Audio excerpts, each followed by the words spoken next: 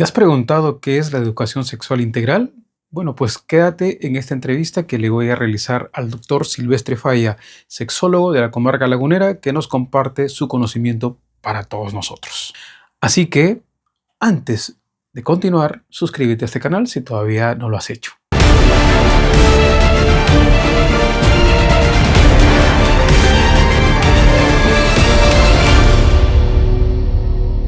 Hoy me encuentro con el sexólogo Silvestre Falla y hoy quiero tocar con él un tema que para mí se me hace interesante. Antes que nada, doctor, gracias por aceptar la entrevista. Pues gracias por la invitación, con mucho gusto.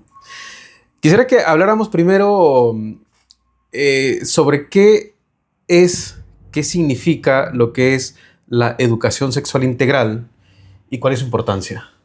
Bueno, cuando hablamos de educación sexual integral nos estamos refiriendo al concepto general de lo que es de los aspectos biológicos, psicológicos y sociales que intervienen en la formación de un ser nuevo. Somos seres sexuados biológicamente, tenemos un entorno social en el que nos desenvolvemos, integramos un género socialmente asignado, y vivimos en medio de una cultura que marca y remarca y modifica y estructura nuestra manera de proceder sexualmente. Entonces, recibir una educación sexual integral implicaría tomar en cuenta estos aspectos y muchos otros que son muy importantes en la formación de un yo sexuado. Esto, la educación sexual, ¿cómo se debería llevar, digamos, dentro del ámbito escolar, por ejemplo? Bueno, dentro del ámbito escolar sería conveniente que los padres de familia participaran desde las primeras etapas de formación, como son en el preescolar, que tuvieran conversaciones con los maestros para que pudieran de una manera conjunta, pudieran abordar los aspectos sexuales que les marcan los niños, porque en realidad no podemos considerar que hasta quinto o sexto de primaria, que es cuando se presentan los cambios orgánicos, la biología de la sexualidad, necesariamente en esa etapa es cuando hay que hablar con ellos. Hay que hablar con ellos desde el momento en el que nos pregunten y hay que estar preparados, y para eso utópicamente deberíamos de tener una formación los adultos para poder transmitírsela a los hijos. Lo paradójico del proceso es que les transmitimos nuestros prejuicios, nuestros miedos, todos los temores infundados, la vergüenza, que es un sentimiento con el cual los seres humanos no nacemos, sino que lo adquirimos, y también los sentimientos de culpa respecto a lo que hacemos o dejamos de hacer. Si los padres de familia estuvieran realmente involucrados en el proceso de educar sexualmente a sus hijos, no tendrían miedo de hablar con ellos de lo que es el sexo, porque hemos genitalizado todo lo sexual. O sea, decir sexo es un problema, ¿no? Prácticamente. Bueno, decir sexo es hablar de un tema que se habla en lo oscurito, y no debería de ser así. Porque, por ejemplo, un niño reconoce que es niño y una niña reconoce que es una niña. Esa es una aceptación sexual. Claro. Y le damos una cultura de acuerdo a cómo en cada pueblo, en cada región, se vive la sexualidad por sexos. Hablamos de género cuando pues también hay prácticas asignadas socialmente a un sexo o a otro. Y ahora que la diversidad sexual está cada vez más expresa, más manifiesta, más visibilizada, pues debemos también de reconocer que existen formas distintas de vivir la sexualidad. También eso forma parte de la educación sexual. ¿Qué prejuicios tendríamos que quitarnos como padres, por ejemplo, para poder establecer un diálogo con los niños desde pequeños? Bueno, pues el prejuicio básico, que es la vergüenza y la duda. La vergüenza es aquella parte en donde le asignamos una connotación negativa a algo. Nos avergonzamos de tocar ese punto, incluso de pensar en esas cosas. Nos sentimos mal por tener ese tipo de ideas, pensamientos o palabras. Y la duda es porque realmente queremos tener certeza de todo, y por mucho que nosotros como padres pretendamos que nuestros hijos crezcan siendo rectos, educados, formales, pues le estamos quitando también la oportunidad al entorno social en el que se van a desarrollar. Claro. No nada más son en nuestra casa. Podemos ser 4, 5 o 8 hijos en una familia, y aun cuando los 8 hijos convivieron con los mismos padres, no tienen ni desarrollan la misma personalidad ni la misma forma de ejercer su sexualidad. Ahí estamos hablando de una diversidad humana que los padres necesitan tomar en cuenta para no echarse la culpa como si fueran el centro del universo de sus hijos. Claro.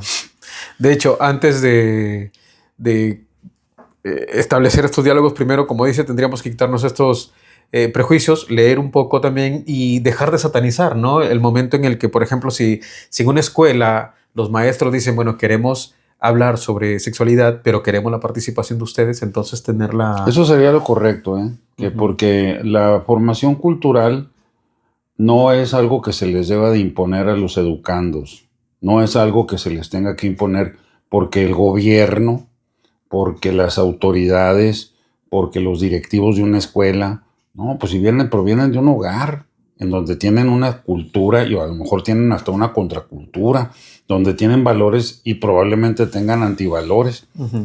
Esa responsabilidad no se la podemos quitar a los papás. Aquí es compartir la responsabilidad con los educadores que van a tomar a los hijos en una parte del proceso de formación, pero ya vienen, Claro. ya vienen de su familia con un proceso previo.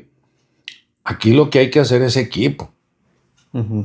O sea, como padres tendríamos que quitarnos estos temores para que en el momento en que, como dice, el niño o la niña nos pregunte, tener claro más o menos lo que vamos a conversar con ellos, Mire, ¿no? si yo voy a hablar con un grupo de padres de familia y usted me presenta y dice que yo soy el sexólogo Silvestre Falla, muchos van a tener urticaria de que yo esté ahí. Ujú. Entonces, lo que yo voy a hacer es, primero que nada, contextualizar lo que significa sexualidad. Es decir, ponernos en un lenguaje en el que de manera polivalente todos los que intervengamos ahí, de la educación, del nivel que sea, de la estructura mental que sea, que entendamos un concepto y que estemos todos de acuerdo en lo que vamos a trabajar. De esa manera no les quitamos el miedo, Ujú. simplemente les aclaramos lo que pretendemos hacer Claro. y que lo queremos hacer con ellos. Ahí sí podríamos trabajar en equipo y los miedos van a seguir saliendo conforme vayamos avanzando en los temas. Habrá quienes digan, yo no quiero que hable con mis hijos de la masturbación. Le dije, ¿y cómo le vamos a hacer si los niños con los que conviven van a hablar con ellos sobre estos temas? Y les van a aproximar los recursos para que se masturben. Ujú. De alguna manera se van a entrar. Entonces, qué mejor que, no, que sea a través de sus padres y de nosotros como sus formadores, que tengan confianza de acercarse con nosotros y preguntar. Y si ustedes como padres de familia se sienten intimidados ante el tema, pues que consideren que existimos personas con una formación profesional para poderles asesorar. No somos los dueños de la verdad. Estamos buscando establecer criterios de certeza y en un momento dado, si sentimos que lo que nos están demandando los padres de familia o cualquier consultante es más allá de lo que sabemos, podemos interconsultar con otros especialistas. Y si estos a su vez tienen esa dificultad, o sea, esto es un proceso amplio. Los seres humanos tenemos un proceso de desarrollo natural por el que vamos atravesando.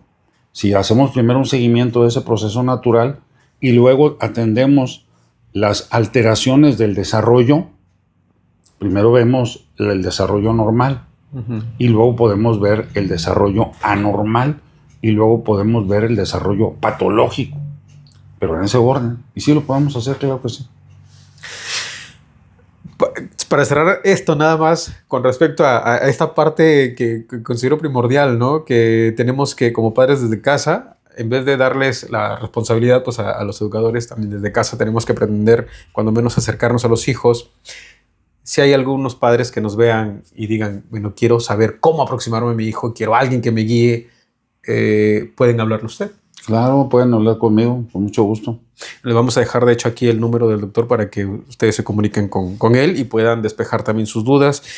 Y pues que los miedos se vayan haciendo cuando menos menores, ¿no? Es que, mire, la cuestión es que los seres humanos tenemos la tendencia a considerar que cuando tenemos certeza de algo, pisamos terreno firme. Digo, si eso fuera, las ciencias no habrían avanzado. Claro. O sea, hay quien propone que lo que se consideraba cierto tiene huecos. Y los padres de familia pues traemos huecos de origen. Entonces esos huecos se van a hacer manifiestos en alguna etapa del desarrollo de nuestra crianza personal y la crianza de nuestros hijos.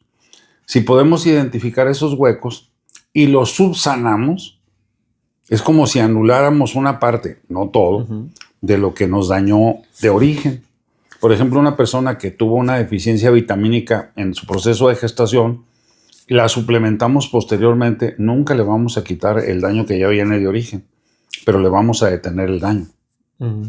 Esa es la situación. Por eso cuando hablamos de niños desnutridos, bueno, si un niño tuvo una desnutrición severa en su infancia y después come muy bien, pues no, las malas noticias son que la desnutrición sí lo afectó. Pero si hubiéramos dejado al niño que se fuera en su historia natural de desnutrición, probablemente habría muerto en edad temprana. Sí marca diferencia, ¿no? Claro. ¿Sí? El mejor ejemplo no se puede. Doctor, pasando a otra cosa, mitos y realidades sobre el deseo sexual. ¿Cuáles son, digamos, los principales problemas por los que se acerca, por ejemplo, la gente ya que vive en pareja para consultarle a usted? ¿Cuáles son los principales temas, los principales temores, pues los principales mitos Mira, también? el abordaje de los problemas o de las disfunciones sexuales inician con el proceso del deseo. Si hay alguna deficiencia por carencia o una exigencia por exceso, hablamos de un deseo hipoactivo o hiperactivo. Una persona que no tiene deseos, que lo manifiesta desde mucho tiempo atrás, no tengo deseos, no tengo deseos, soy asexual. Bueno, y hay inconformidad en esta forma de vivir, sí. Bueno, le corremos un estudio biológico primero para ver cuál es la condición hormonal de ese paciente. Establecemos un seguimiento psicológico, o sea, un estudio psicodinámico para ver cómo ha vivido esa persona. Y también hacemos una valoración de tipo social y cultural. Ahí, esa parte cultural, muchas veces cuando hablamos de patologías en términos psiquiátricos o psicológicos, no sabemos cuál papel es el de la cultura. Hay costumbres, usos y costumbres de pueblos que consideran que eso es lo normal para ese pueblo. Entonces yo puedo verlo desde mi perspectiva, de mi formación, como algo patológico. Si eso es culturalmente aceptado en esa cultura, lo consideramos entonces dentro del rango de normalidad. Entonces estamos hablando del deseo. Otros trastornos son los de la excitación, que es decir, lo que promueve que la persona entre en un proceso de preparación para tener la relación sexual, es decir, que mantenga la excitación. Hay algo que me provoca el deseo, algo de la otra parte me provoca el deseo. El deseo me genera una excitación sexual. Esa excitación sexual debe ser sostenida para que llegue a un punto de elevación total que le llamamos en el proceso de la respuesta sexual humana, le llamamos a este punto meseta, como si fuera la parte más alta de la montaña. Y luego viene en la meseta la fase de orgasmo, que es la liberación de la tensión sexual, que puede experimentar las personas muchísima satisfacción, desde muchísima o excelente satisfacción, porque los orgasmos son como las pinturas de Rembrandt, combinan claroscuros y colores, de tal manera que los orgasmos tienen momentos muy grises, hay orgasmos grises, hay orgasmos coloridos y hay orgasmos multicolores y hay orgasmos de días soleados, pero cada pareja puede pretender y desear alcanzar ese nivel. Entonces, en estas 4 esferas, deseo, excitación, orgasmo y respuesta resolutiva, encontramos las patologías. Por ejemplo, los varones tienen un periodo refractario. Después de que tienen un encuentro sexual, algunos varones tienen un periodo refractario de 24 horas. Digamos, de 100 varones, 85 van a tener el periodo de 24 horas. Pero si están de 25 años, de los 100 varones, es probable que solamente uno tenga ese periodo de 24 horas, de que no pueda tener otra relación sexual.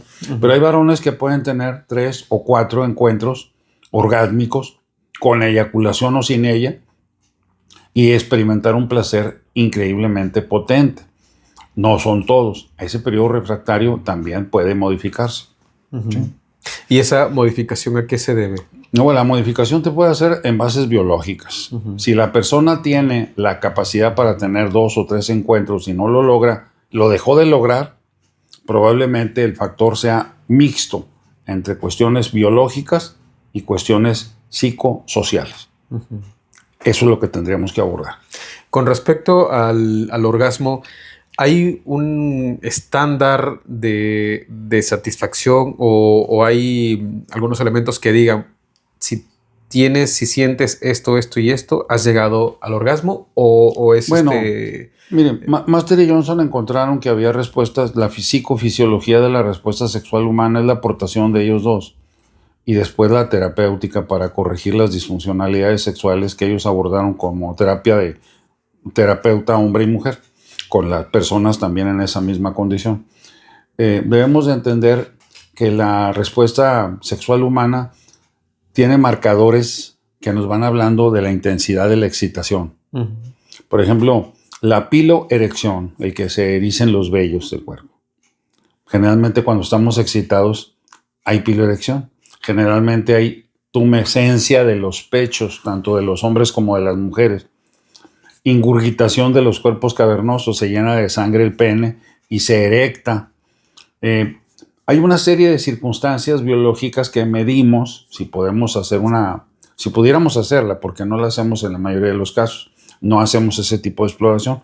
Le hacemos un interrogatorio a los pacientes y ellos van describiendo si van pasando del deseo, me excito, me despierta el apetito, me excito, siento que ya no puedo dejar de excitarme, y luego cuando llega la sensación de eyaculación inminente, porque el varón considera que la eyaculación es el orgasmo.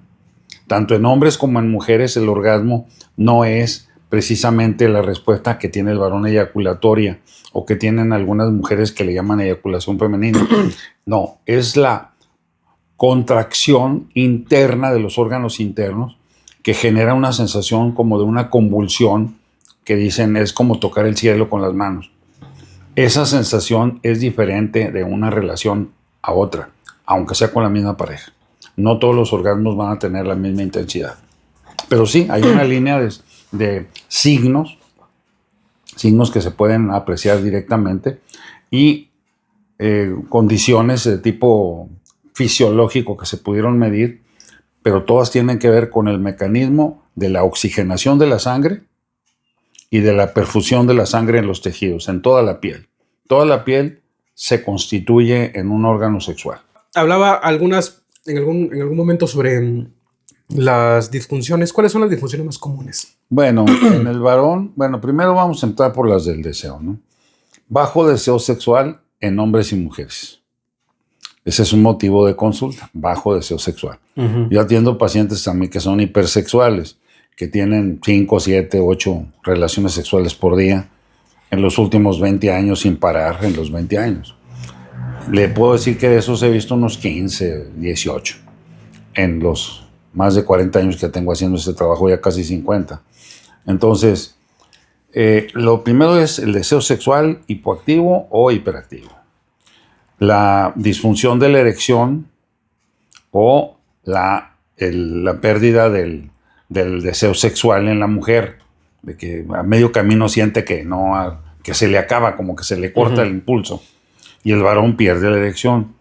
La eyaculación precoz en el varón, que eyacula demasiado rápido o cuando no quiere, voluntariamente, eyacula involuntariamente. También existe la eyaculación retardada, cuando a pesar de que quiere eyacular no puede eyacular, y la aneyaculación, la incapacidad para eyacular. Estas tres variedades de eyaculación tienen que ver con aspectos físicos y con aspectos psicofisiológicos. Psico quiere decir mente, fisiología quiere decir funcionamiento. Lo que tú piensas puede programar lo que tú sientes, puedes inhibir tu respuesta. Es decir, a lo mejor estoy en el momento, ¿no? A lo mejor entusiasmado y después pienso, me da pena y me puede traicionar. Sí, si estás pensando, dejas de sentir. Uh-huh. Sí. También hay disfuncionalidades por dolor. Ajá. El dolor en las mujeres se presenta de diferentes formas. Hay uno que se llama vulvodinia, que es un dolor en el introito vaginal, en la entrada de la vagina, donde la mujer contrae la musculatura vaginal de tal manera que impide la penetración y es dolorosa. Ni siquiera ha tenido penetración. La penetración dolorosa se le conoce como dispareunia. También a la vulvodinia en algunas ocasiones se le identifica como vaginismo. Todos estos trastornos del dolor asociado a la penetración, que en el hombre también se puede llegar a presentar dolor a la penetración por considerar la vagina como una vagina oral mordente, como si la vagina fuera una boca y fuera capaz de consumir su pene. Todas estas alteraciones de la respuesta sexual tienen un componente psicofisiológico. Siempre está en eso, ¿no? Básicamente. Básicamente sí. Doctor, recomendaciones para la gente que luego siente esto, hay baja de deseo, porque no siempre, de acuerdo a lo que me dice, no siempre tiene que ver pues con una falta de amor, con una falta de gusto, sino que por estas situaciones también es que se dan, digamos, la pérdida del deseo, ¿no? Bueno, mire, estamos hablando de factores biológicos, de la biología de la sexualidad, factores psicológicos, y ahí entran dentro de los factores psicológicos los aspectos relacionales. Si la pareja experimenta frustración por acción o por omisión de lo que espera, de las expectativas que proyecta en su pareja, si experimenta frustración, la frustración puede provocarle inhibición de la respuesta sexual. Puede modificar la respuesta sexual al punto de que hay quien dice, yo no tengo deseo sexual con tal persona, pero con esta otra persona sí. Yo no alcanzo el orgasmo con tal persona, pero con esta persona sí. O yo para poder tener orgasmos necesito conocer a la persona y haber conversado con ella y salir varias veces. Y otras personas que dicen, yo puedo tener relaciones sexuales con alguien que acabo de conocer en ese momento y que no voy a volver a ver. O sea, son estilos que debemos de tomar en cuenta. Son muchos los factores. No es algo así como decir, bueno, sacamos una lista de situaciones biológicas que pueden alterar la respuesta sexual. Sí, sí las tenemos. Hay enfermedades como la diabetes, como la hipertensión arterial, como los trastornos del sistema digestivo y todas las que provocan estrés que pueden provocar estas alteraciones. Eso ya lo sabemos. Pero como las circunstancias internas, psicológicas, y las circunstancias externas, sociales, en la relación de pareja, en la formación que tuvieron de su educación sexual, cómo fueron instruidos, cómo vivieron la sexualidad en casa, etcétera. Cómo se converge esto para dar una fórmula única en cada caso. Porque, vamos, no somos animales en serie. Claro. Somos individuos, no somos objetos, somos subjetivos. Entonces, en la subjetividad, lo que hacemos los tratantes de este tipo de áreas es identificar los factores que tienen más relevancia, pero siempre va a haber muchos factores que en un momento dado, aunque tengan menos relevancia, pueden interactuar y generar una nueva barrera y volvemos a proceder. Porque esto se lleva de 6, 12, 18 meses. No son terapéuticas de tómate una pastilla de viernes y se acabó tu problema. Si tu problema era tomarte la pastilla para que tuvieras una mejor vasodilatación en tu pene y eso se resolvió, en realidad no tenías una disfunción sexual integrada a tu personalidad, sino una alteración en una respuesta sexual. Ya para concluir, doctor, ¿en qué momento, en este caso las parejas, deben recurrir con usted? Cuando sientan que la vida en pareja está perdiendo ese color. Cuando sientan que la compañía deja de ser ese gozo que fue en otro momento. Cuando crean que necesitan replantearse los objetivos como pareja. No estamos hablando de que todo se reduzca al sexo. Si dijéramos eso, biologizaríamos el concepto de la sexualidad. No, estamos hablando, como lo dijo atinadamente aquí mi buen amigo al decir sexualidad o educación sexual integral. Bueno, pues lo integral es el abordaje. Abordamos integralmente a cada uno de los pacientes. Entonces, pues no es algo sencillo. Sí, no es algo sencillo, es algo que somos muy complejos los seres humanos. Podemos tener los signos del poder, tenerlos todos y aún así morirnos de depresión. Podemos estar abajo de un huizache y estar felices y contentos. Entonces, cada persona despeja su fórmula personal de manera individual. Los tratantes jugamos con ese aspecto. Doctor, pues muchas gracias. No, pues gracias a usted por la visita. Y bueno, pues los invitamos. Recuerden que para continuar con estos videos pueden ustedes consumir mis libros a través de Amazon, que aquí les dejo los enlaces, y seguir este espacio.